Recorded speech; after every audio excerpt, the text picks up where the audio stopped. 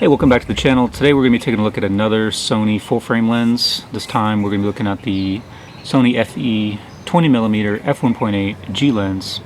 So we're going to be taking a look at the lens, kind of just talk about the features, the specifications, the quality of the optics, not anything super detailed or technical, just kind of impressions of how it looks for both photo and video, a little bit of how the autofocus works for both photo and video, and then just kind of my opinion on who should buy it, you know, what kind of users might be looking at a lens like this, and maybe some of the alternatives out there.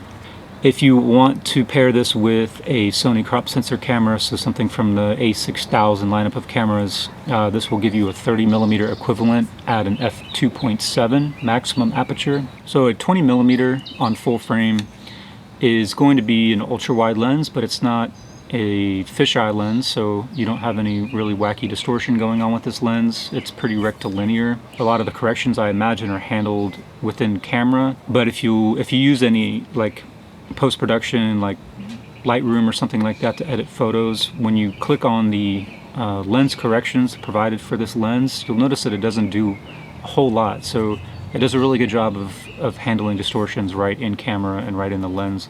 I really don't have any complaints with sharpness with this lens. I'm not really like a pixel peeper kind of person, and I feel like at 1.8 for video, it's way more than adequate for that. And I would imagine for a lot of photographers that the performance of this lens at 1.8 is going to be good enough.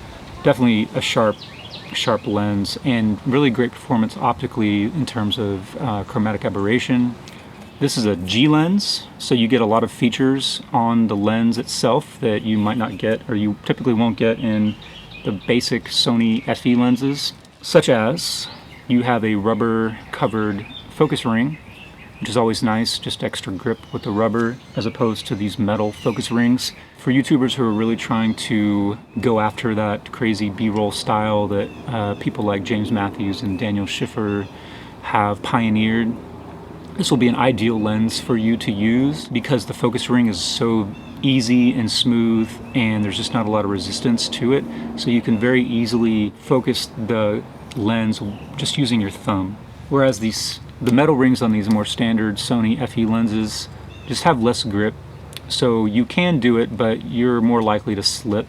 You also get an aperture ring, which you can use in click mode. Every click represents a third of a stop. And then it also has a little switch here where you can turn the click off. Now you have a completely smooth aperture ring, which is great for video shooters, so that you can adjust your exposure within a single take and not really call attention to it by having loud clicks and abrupt shifts in exposure. It's just a very smooth, continuous change. Also to your depth of field. And then there is if you rotate it all the way to the end, it's in automatic mode, and then you can just control the aperture with the switch on your camera. You also get an AF/MF switch, and then you have a programmable button here, which is defaulted to focus hold, but it's essentially just another function button that you can program to just about anything that you could program a function button on your camera. It also has a weather sealing gasket on the back at the mount end, which is always good. Overall build quality is pretty good. You know, it's pretty standard for modern lenses in that it's, you know, mostly plastic on the outside, but it's, you know, very strong, very durable feeling. It's a pretty tiny lens.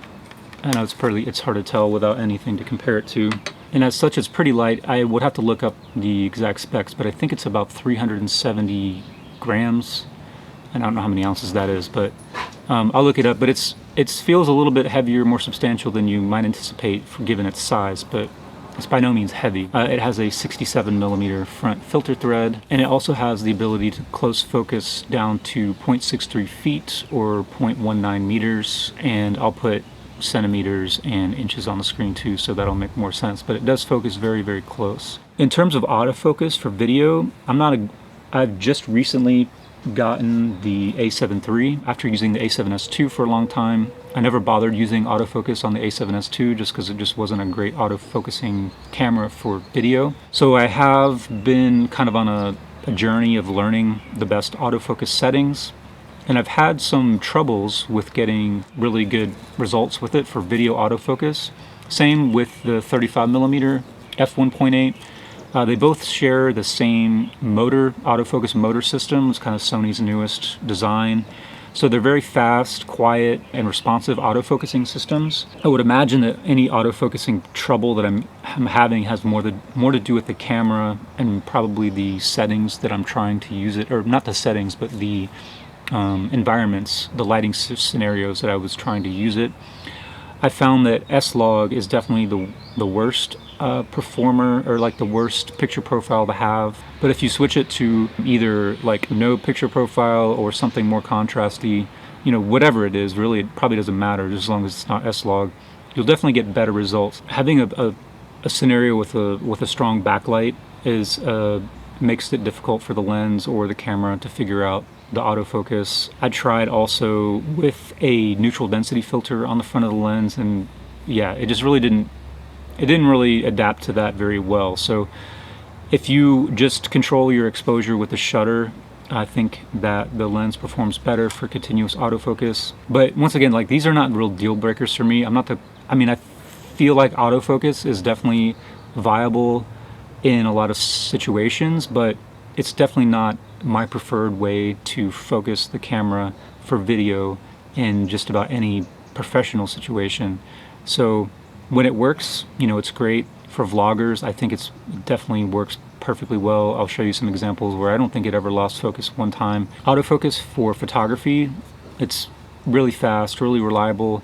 I've been experimenting a lot with the animal eye detect autofocus. I do miss a lot with that, but I feel like that technology is still kind of being developed a little bit, and maybe the A7 III's implementation isn't maybe as advanced as, say, the A9 Mark II or the A6600, I think it is. But, you know, I also think it's dependent on the animal. Like, you know, if you've got, whether you have animals that have eyes that may be obscured by fur, I wouldn't expect that the camera or the lens would be able to latch onto that eye every time. So, but in every other situation for photography, the lens is super fast, super reliable, and just versatile in terms of autofocusing. And very, very quiet as well. Like, I've never heard the lens focus. You know, it's definitely a specialty lens, so not good in every situation, but what would it be good for? For YouTubers, I think it's a fantastic choice. If you only can afford one lens, you kind of want one lens to do everything for you. I think this is a pretty good option. A 24mm might be a good option too. I personally like going wider than a 24. 24 is kind of like this in between a wide angle and more standard, whereas this gives you like kind of a more extreme wide angle. With the Super 35 mode on your Sony full frame camera, you know, this will give you a 30mm, which kind of gives you a more standard wide angle look. So for talking heads, you could easily do the 30mm if you want kind of a little bit more compression, or you could do the 20mm for talking head portions, which I really like doing. Really feels like you're kind of in the setting with the person on camera, something that I like to go for, but that's all a matter of just your own preference. But I feel like it's pretty versatile in terms of, you know, either the wide end or the long end with the Super 35 mode. Another scenario for YouTube type people that this lens is perfect for is vlogging. If you do a lot of vlogging, then 20mm I think is an ideal focal length. It's not too wide, that makes you so, you know, you're not super far away from the camera. You can hold the camera at a comfortable distance from your, you know, from your face, from your body, and you'll be kind of like optimally positioned, kind of in a medium, and you'll still be able to see a lot of this of the environment around you. You can get a nice shallow depth of field if that's what you're after at f1.8 or f2 or f2.8 even. 24 might be a little bit too tight. If you're doing a lot of like walking and vlogging, you're probably going to need to add some warp stabilizer in post-production, because these cameras just aren't that great at handling the shock of walking. So you're going to be cropping in a little bit. So 24 I think is just going to be a little too tight. It's a great lens for video shooters, primarily because it has that declicked aperture ring. And another reason that it works really well for video is that it has a linear focus ring. So even though it's focused by wire, it doesn't have any distance markings on it. It doesn't have any hard stops, but it's still linear in that you can get repeatable focus throws with it. So if you were to mark it somehow with like tape or use a follow focus, you could repeat your focus pulls. It would be awesome if Sony at some point would do focus markings or distance markings on here and at least give you the option, like a focus clutch like you'll see on some Olympus Pro lenses and also the Lumix or I guess the Panasonic Leica 10 to 25.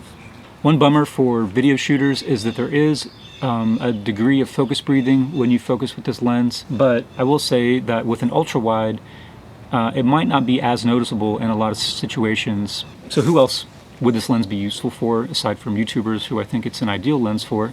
Just for narrative filmmaking, I really enjoy using wide-angle lenses. I think they give you a very unique feel, just like they do for YouTube, just kind of bringing the audience into the scenario, into the scene, and into the setting. They do the same thing for narrative filmmaking as well.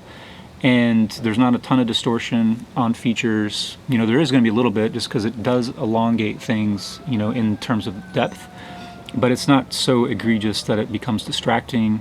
So what are some alternatives to this lens? You'll see a lot of comparisons between this lens and the 24mm G Master, which is a good comparison. They're very similar in terms of size. They both have the same 67mm front filter. The G Master is a little bit bigger and heavier, but it's also an f1.4 maximum aperture as opposed to the 1.8. So those are all determining factors that you would have to take into account to decide which one is best for you. Not only that, but the price difference is pretty substantial. This one, I don't think I mentioned at the beginning, but this is a $900 lens, and the G Master, I believe, is $1,400. So in conclusion, it's a fantastic little prime lens, ultra wide if you're looking for that. Very great, very good optics, very sharp, minimal distortion, minimal vignetting. I don't think I really mentioned vignetting. Very little chromatic aberration. In my opinion, it's a great lens for YouTubers. It'd be great for people doing astrophotography and just anybody who just envisions, you know, having a wide-angle lens in their arsenal. This would definitely be a great option. It's a little bit on the pricey side, but it's not a G Master, so it's not astronomically expensive. Great build quality, a lot of good features on the lens in terms of just, you know, the aperture ring, the ability to click or declick the aperture ring. You've got the programmable button on it. 67mm front filter, it's a little more standard. So yeah, overall, I think it's a great lens, and I hope you found this somewhat helpful, useful if you were looking at this lens or something like it.